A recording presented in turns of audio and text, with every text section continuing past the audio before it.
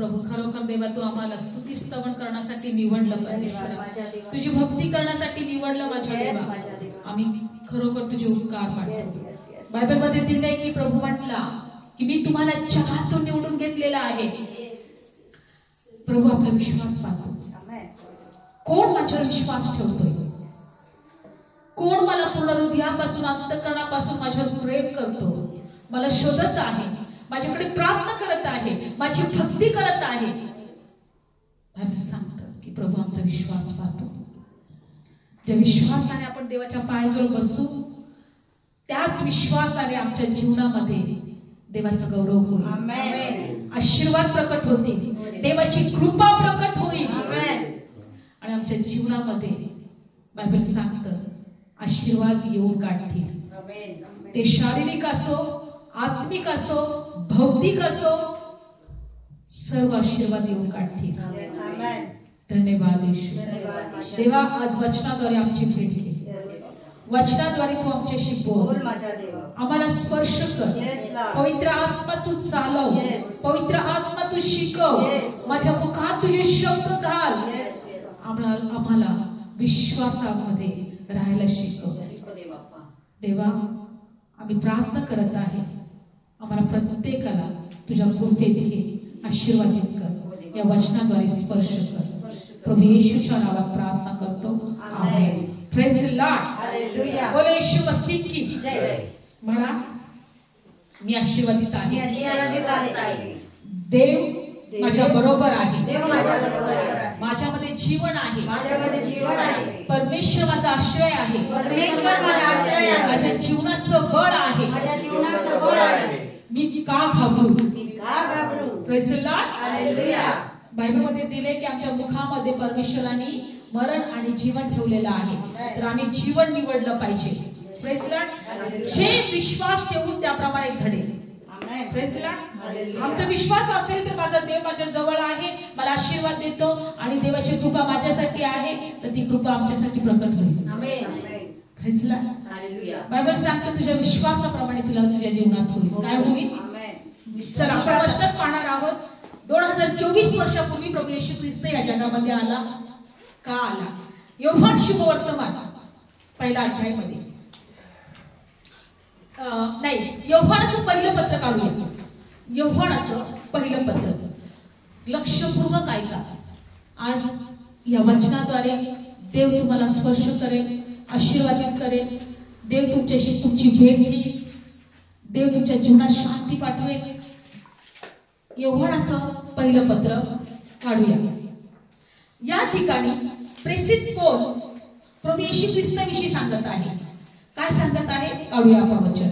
योहान शुभवर्तमान पहिला अध्याय आणि पहिलं वचन. जे प्रारंभापासून होते, जे आम्ही ऐकले, जे आम्ही आपल्या डोळ्यांनी पाहिले, जे आम्ही निहाळले, आमच्या हाताने चाचपले, तेच आम्ही जीवनाच्या शब्दाविषयी तुम्हाला सांगतो. कोणत्या शब्दाविषयी? जीवनाच्या शब्दाविषयी. आपण कोणते शब्द ऐकत आहोत? जीवनाचे शब्द. Praise the Lord. आपण कोणते शब्द ऐकत आहोत? जीवनाचे. प्रेषित पौल या ठिकाणी सांगतो मी प्रारंभापासून जे होते, जे आम्ही ऐकले, आपल्या डोळ्यांनी जे पाहिले, जे आम्ही निहाळले, आमच्या हाताने चाचपले, तेच आम्ही जीवनाच्या शब्दाविषयी तुम्हाला सांगतो. Praise the Lord. पण आम्ही जीवनाच्या शब्दाविषयी ऐकत आहोत. आम्ही जीवनाच्या शब्दाविषयी ऐकत आहोत. पुढचं वचन वाचूया. कारण ते जीवन प्रकट झाले, ते आम्ही पाहिले आणि आम्ही साक्ष देतो. जे जीवन प्रकट झाले, आमच्या डोळ्यांनी आम्ही पाहिले, त्याच्याविषयी आम्ही काय देतो? साक्ष देतो. आणि जे सार्वकालिक जीवन बापापाशी होते, आम्हाला प्रकट झाले, ते आम्ही तुम्हाला कळवितो. Praise the Lord. हालेलुया. सार्वकालिक जीवन कोणाजवळ होते? बापाजवळ, पित्याकडे होते. पहिली गोष्ट, आम्ही जीवनाच्या शब्दाविषयी ऐकत आहोत.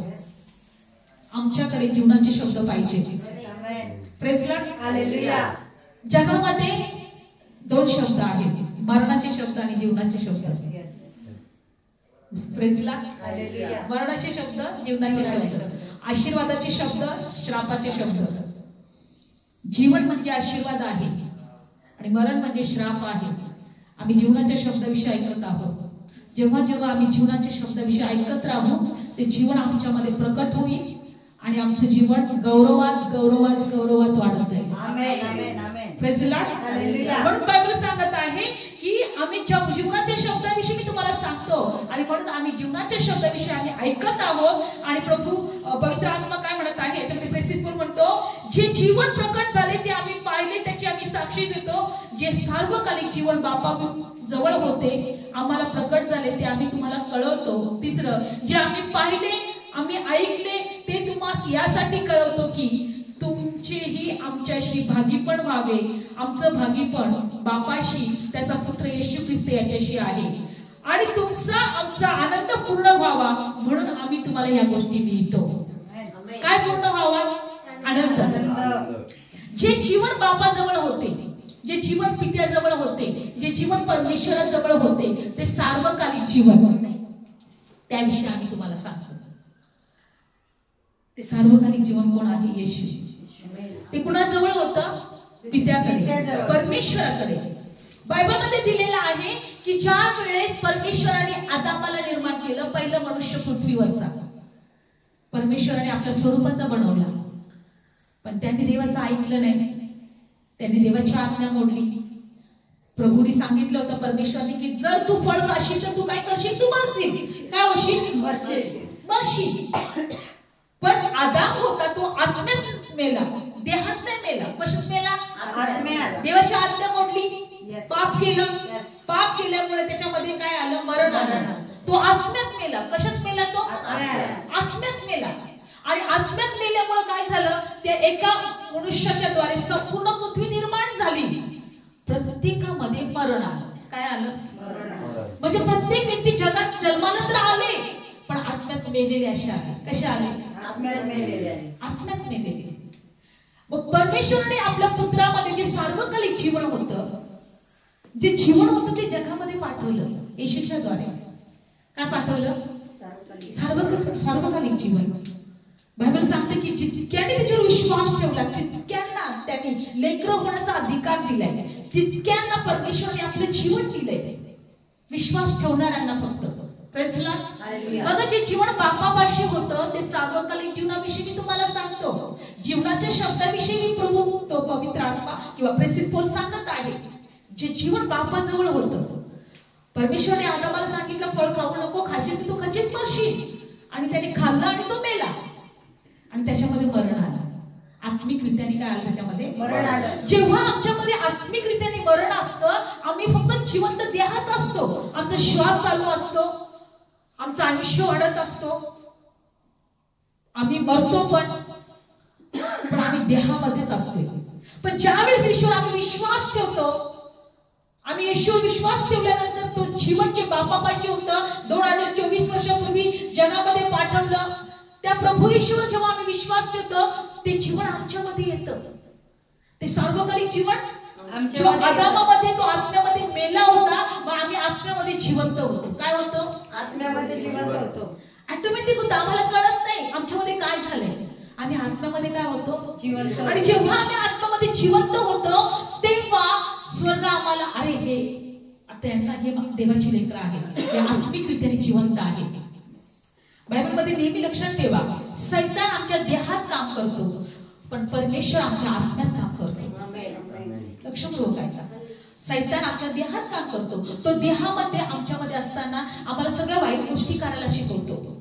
श्राप द्यायला शिकवतो, निंदा करायला शिकवतो, आमच्यामध्ये आम्हाला दारू प्यायला शिकवतो, भांडण करायला शिकवतो. देहामध्ये तो आमच्यामध्ये कार्य करतो. पण देवाचा आत्मा आमच्या आत्म्यात कार्य करतो. आणि बायबल तेच सांगते की आत्मा आणि देह एकमेकांचे शत्रू आहेत. आत्मा आम्हाला सांगतो हे चांगलं नाही, हे वाईट आहे, हे नको करू, हे चुकीचं आहे. पण देह आम्हाला सांगतो नाही नाही मी असंच करणार, माझ्या मनासारखंच करणार, मनमर्जी करणार. हो की नाही? आज आम्हाला हे गोष्टी शिकायचं आहे की 2024 वर्षापूर्वी परमेश्वराने सार्वकालिक जीवन जे त्याच्या जवळ होतं आपल्या पुत्राच्या रूपाने जगात पाठवलं. आणि ते सार्वकालिक जीवन आमच्यामध्ये आहे. काय आहे? सार्वकालिक माझ्यामध्ये जीवन आहे, माझ्यामध्ये जीवन आहे, माझ्यामध्ये जीवन आहे, माझ्यामध्ये जीवन आहे. Praise Lord. आणि जेव्हा आम्ही असा विश्वास ठेवू की माझ्यामध्ये जीवन आहे, तेव्हा आमच्यामध्ये आरोग्य येईल, आमचे श्राप दूर होतील, आमचे बंधन तुटले जातील, आमच्यातलं मरण निघून जाईल, आमच्यातल्या जीवनातले सगळे त्रास निघून जातील, कारण आमच्यामध्ये काय आहे? जीवन. जोपर्यंत विश्वास आम्ही ठेवलेला नव्हतो तोपर्यंत आमच्या आत्म्यात मरण होतं, आमचा आत्मा मेलेला होता. काय होता? मेलेला होता. आम्ही जिवंत होतो. म्हणून योग असं म्हणतो की मेलेला असंच मी जन्माला आलो, मी मेलेला असं जन्माला आलो. म्हणजे कसं काय? आत्म्यात तो मेलेला असं जन्माला आला. तो बायबल सांगते की आदामाच्या द्वारे मरण आलं, येशू ख्रिस्ताच्या द्वारे जीवन आलं. हे जीवन बापाजवळ होतं. किती अद्भुत गोष्ट आहे. हे जीवन परमेश्वराजवळ होतं. बायबल सांगतं पापाचं वेतन काय आहे? मरण आहे. आणि त्याने पाप केल्यामुळे मरण आलं आणि मरण आमच्यामध्ये होतं. पण जे ख्रिस्त जीवन, सार्वकालिकाचं जीवन बनवून जगात आला आणि आमच्यामध्ये आता काय आहे? जीवन. आम्ही विश्वास ठेवला पाहिजे आमच्या आत्म्यामध्ये काय आहे? जीवन आहे. आणि याचं चिंतन करायला पाहिजे. बायबल सांगतं जेव्हा आम्ही असं आत्म्यामध्ये चिंतन करू की आमच्यामध्ये जीवन आहे, तेव्हा आमच्या जीवनात शांती असेल. काय असेल? आत्म्याचं चिंतन काय आहे? जीवन आणि शांती. आणि देहाचं चिंतन काय आहे? मरण आहे.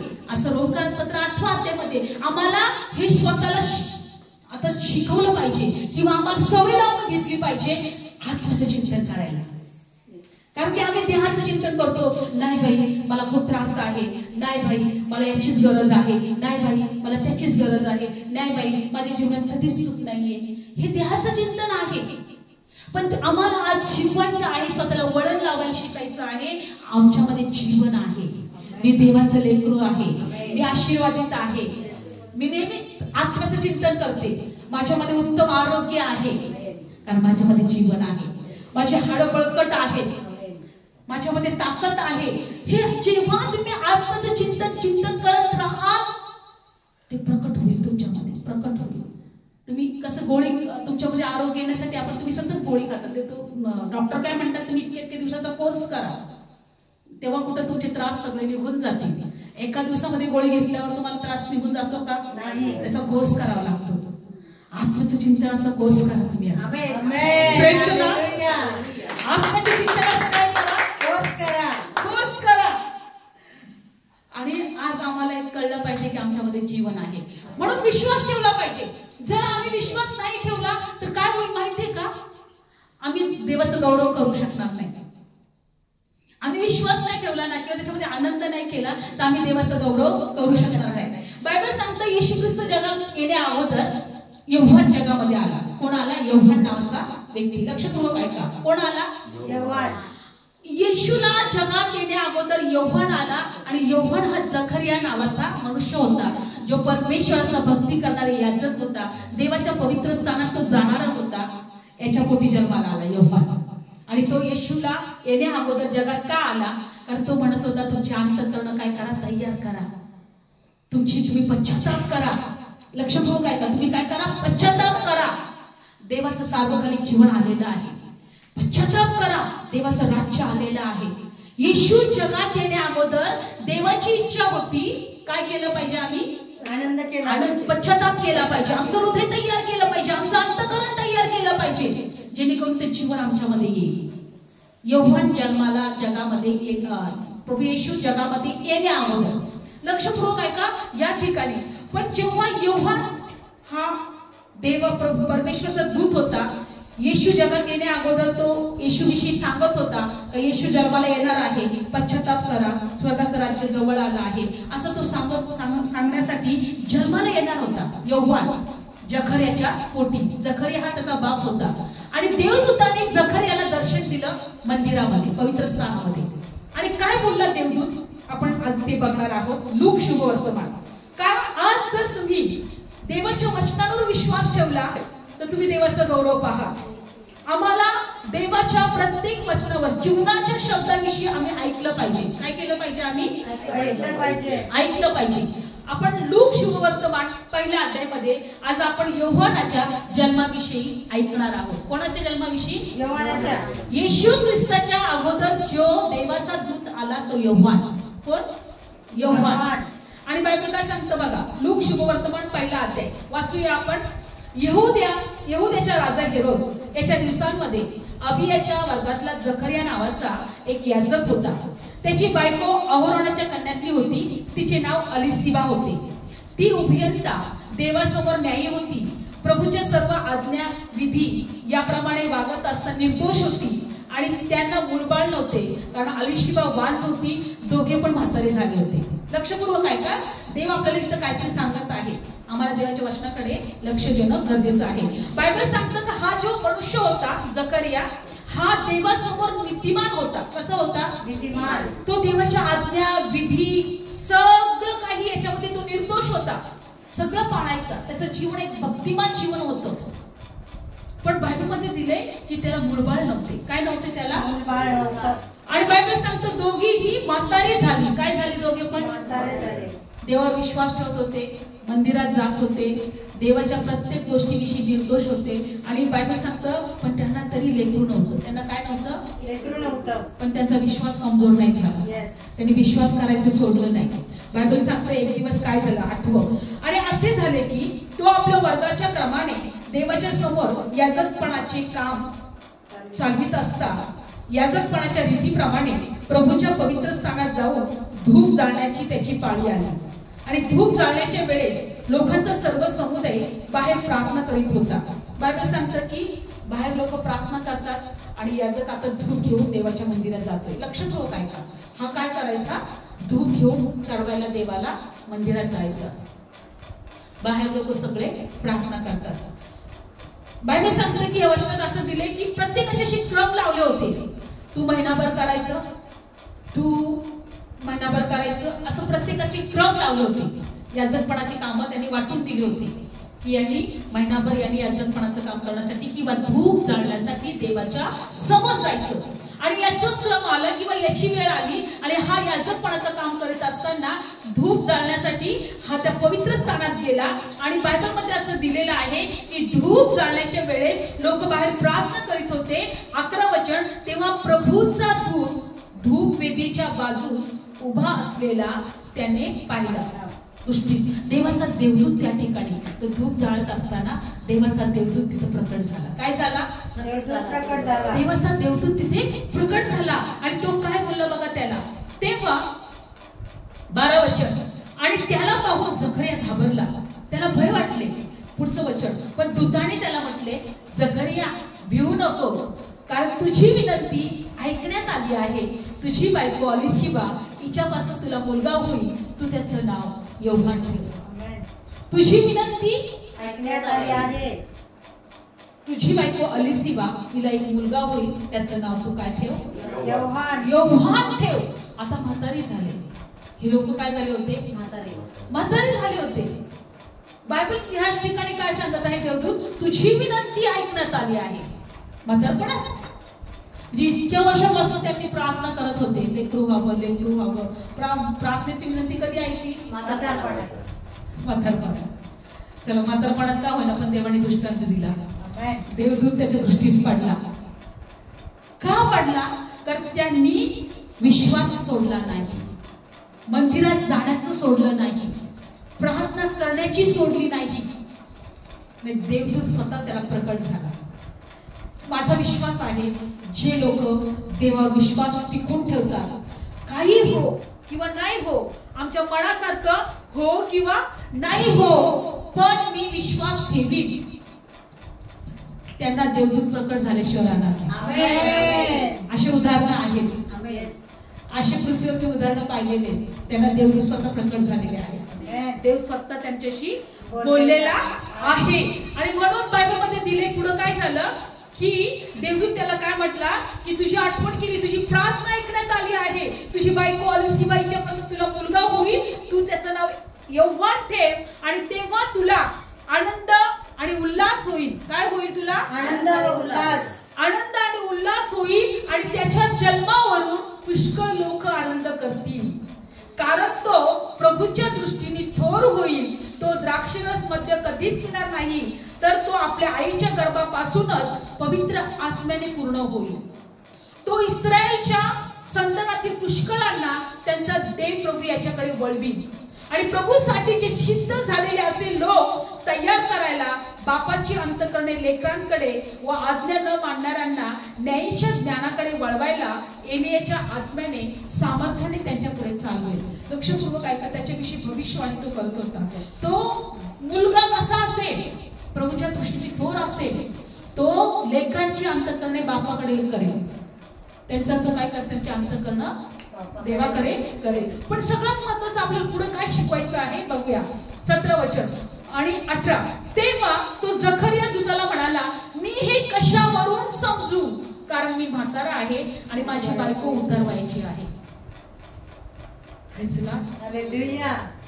त्याने कशाकडे पाहिलं, तो म्हातारा झाला.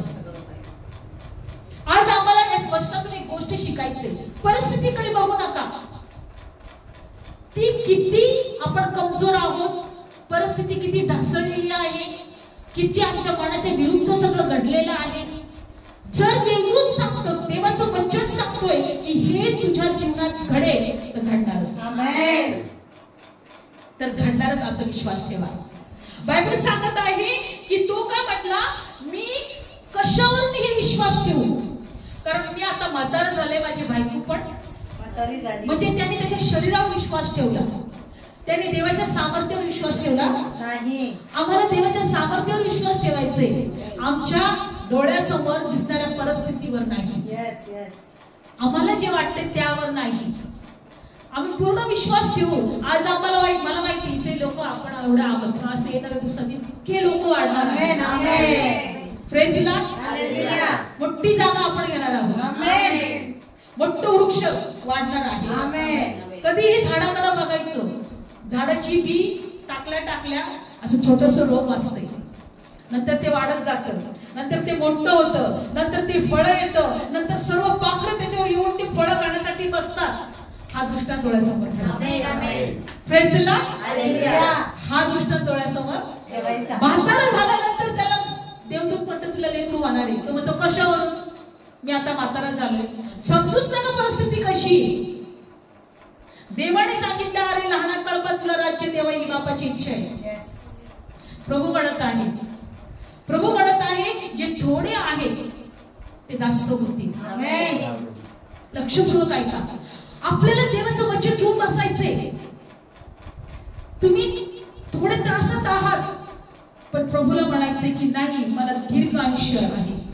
तुम्ही आजारात आहेत, डॉक्टर तुम्हाला म्हणत आहे की तुम्ही थोड्या दिवसाचे आहात, म्हणा मी 100 वर्षापेक्षा जास्त जगेन.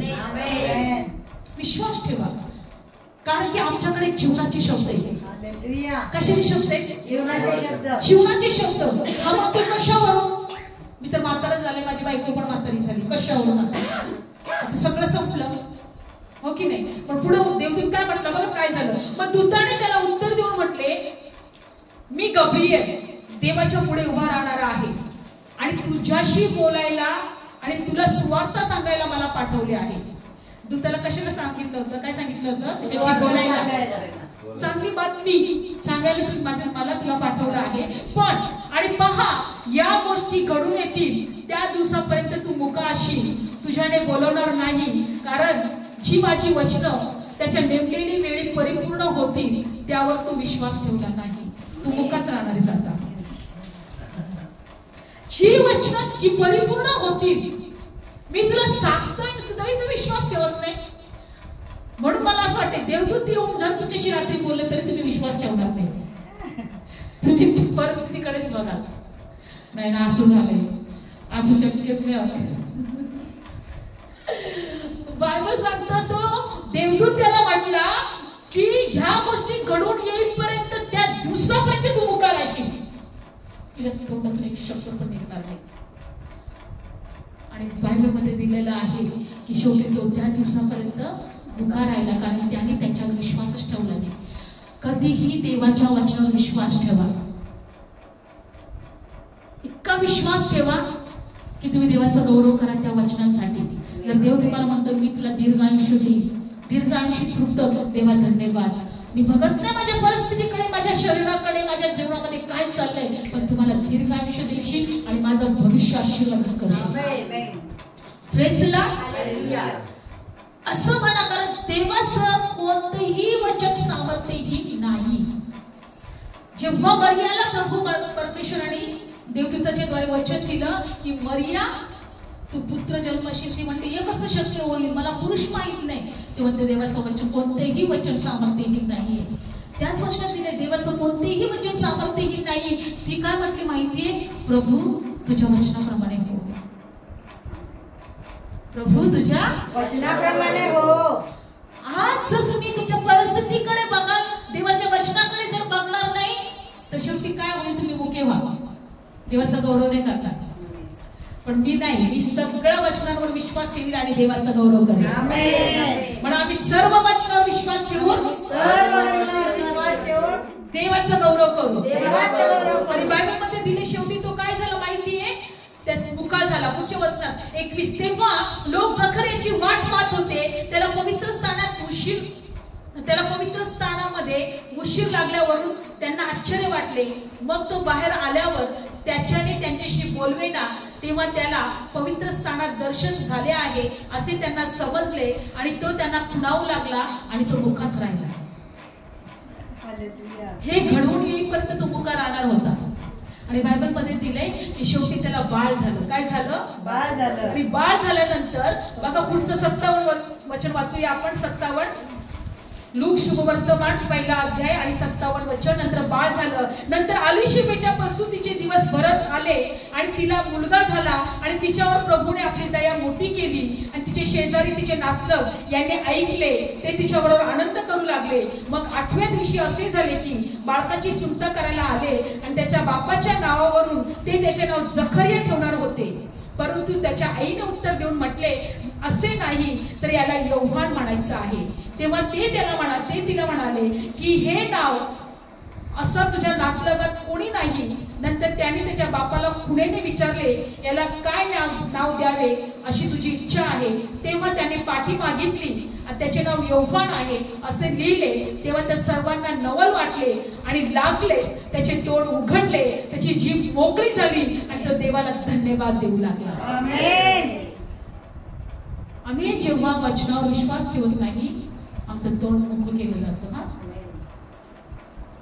आमच्या मुखातून देवाला धन्यवाद निघत नाही, देवाची स्तुती निघत नाही. कारण विश्वास जो ठेवतो तोच देवाचा गौरव करतो. हा मुका झाला. बायबल सांगतं की जेव्हा याला लेकरू झालं, लेकरू 8 दिवसाचं असताना त्याला नाव ठेवण्यासाठी त्या ठिकाणी सगळे एकत्र लोक जमा झाले. आणि पूर्वी अशी पद्धत होती की बापाच्याच नावावरून त्या मुलाचं नाव ठेवायचं. पण त्याच्या आईने म्हटली नाही, देवदूतांनी सांगितलेलं आहे की याचं नाव योहान ठेव. आणि ज्या वेळेस ते म्हटलं, अरे तुझ्या नातलगांमध्ये कोणीच नाही ह्या नावाचा, तू कसं ते हे नाव सांगते. मग त्यांनी जाऊन त्याच्या बापाला विचारलं तर ह्या मुलाचं नाव काय ठेवायचं. तो म्हणतो एक पाठी घेऊन या. त्यांनी त्याच्यावर योहान लिहिलं. आईचं आणि बापाचं एकच हे निघालं. ते म्हटले खरोखर. आणि जेव्हा त्यांनी योहान हे नाव बोलला आणि लिहिलं, त्याचं तोंड उघडलं आणि त्या देवाला धन्यवाद दिला. लक्षपूर्वक ऐका, या वचनातून आम्हाला एक गोष्ट शिकायची आहे. काय शिकायचं आहे की आम्हाला देवाने दिलेल्या प्रत्येक वचनावर विश्वास ठेवायचा आहे, परिस्थितीकडे बघायचं नाही. तुम्ही म्हातारे असाल, तुम्हाला लेकरू नाही, तुमच्या घरात काहीच नाही, पण जर देवदूत म्हटलाय तुझा लेकरू होईल तर म्हणायचं हो धन्यवाद येशू. तुझी प्रार्थना ऐकलेली आहे तर म्हणा प्रभू धन्यवाद येशू. तुला मी फलद्रूप करणार आहे तर म्हणा धन्यवाद येशू. मी तुला आशीर्वादित करणार आहे म्हणा धन्यवाद येशू. मी तुला दीर्घ आयुष्य देणार आहे धन्यवाद येशू. मी कोणत्याच गोष्टीकडे बघणार नाही. बघायला लागू तर आम्ही मुके होऊ, आमच्याकडून देवाचा गौरव होणार नाही होणार. आज या गोष्टीमध्ये, या वचनांमध्ये आम्हाला एकच, म्हणून बायबल सांगतं, प्रेसिड पौल काय म्हणतो की मी स्वतः डोळ्यांनी पाहिलं, मी ज्याला निहाळलं, माझ्या हाताने चाचपलं, त्या जीवनाच्या शब्दाविषयी मी तुम्हाला सांगतोय. जे जीवन सार्वकालिक जीवन बापाजवळ होतं ते त्यांनी जगात पाठवलेलं आहे. आणि आता आमच्यामध्ये जीवन आहे. आमेन. आमच्यामध्ये काय आहे? जीवन आहे. जर तुम्ही अनुवाद 30-32 अध्याय जर वाचाल तर त्याच्यामध्ये जीवन म्हणजे आशीर्वाद आहे. काय आहे? जीवन म्हणजे आशीर्वाद. आणि मरण म्हणजे श्राप आहे. जेव्हा ते जीवन आमच्यामध्ये प्रकट होतं आमच्यामध्ये आशीर्वाद प्रकट होतात, आमच्यामध्ये आरोग्य प्रकट होतं, आमच्यामध्ये देवाची कृपा प्रकट होते, देवाची शांती प्रकट होते. म्हणून आज आम्हाला शिकायचं आहे, आत्म्याचं चिंतन करायला की माझ्यामध्ये जीवन आहे. 2024 वर्षापूर्वी जे सार्वकालिक जीवन बापाजवळ होतं ते परमेश्वराने आपल्या पुत्राच्या द्वारे जगामध्ये पाठवलं.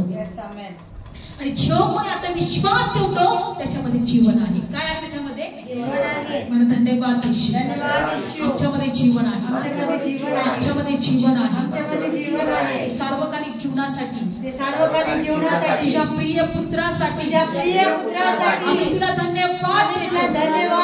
आम्ही तुझे उपकार मानतो. धन्यवाद प्रभू, मी आशीर्वादित आहे, मी आशीर्वादित आहे.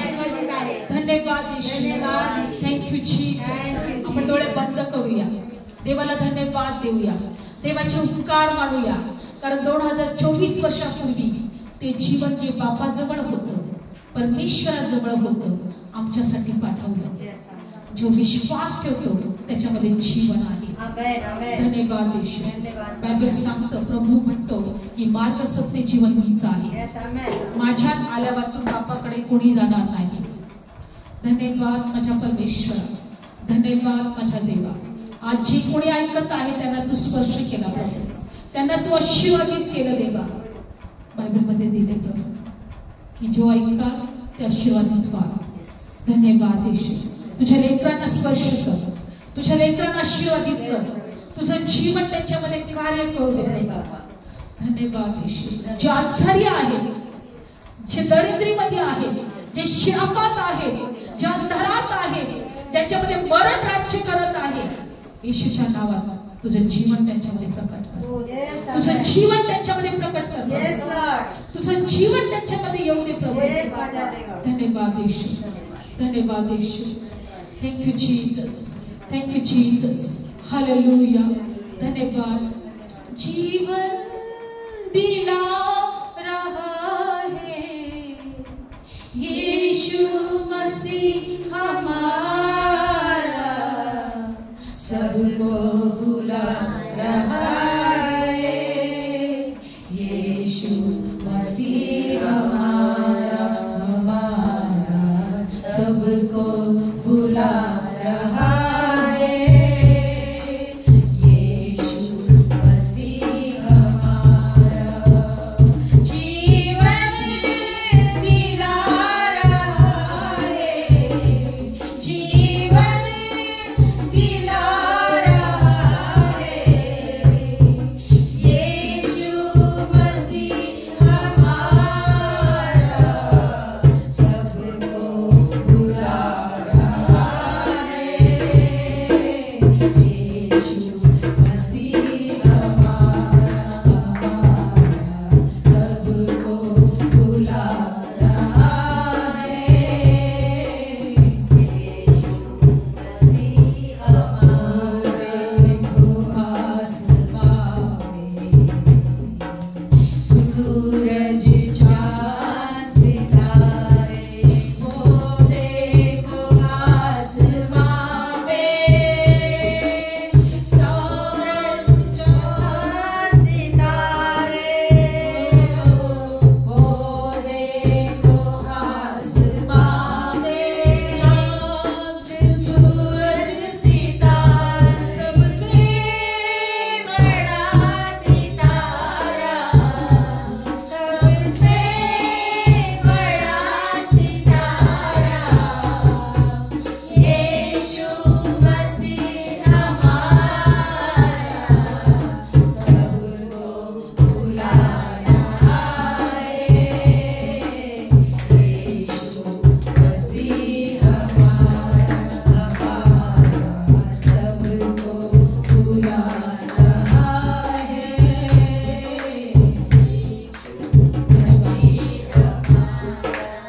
खरोखर तुझं जीवन आमच्या प्रत्येकामध्ये प्रकट केलं. तुझ्या जीवनासाठी धन्यवाद, सार्वकालिक जीवनासाठी धन्यवाद. आम्ही तुझे उपकार मानतो प्रभू. प्रत्येकाला आशीर्वादित कर, प्रत्येकाला तुझ्या कृपेत घे.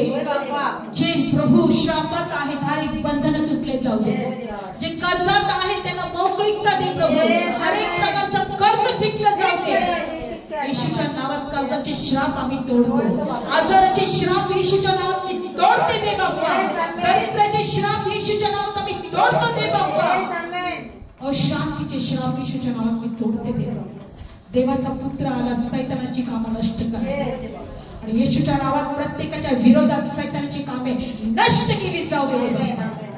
धन्यवाद येशू. येशूच्या नावात प्रत्येकाला आशीर्वाद. प्रभू येशूच्याच नावात ही प्रार्थना मागते म्हणून देवा तू आहे. आमेन.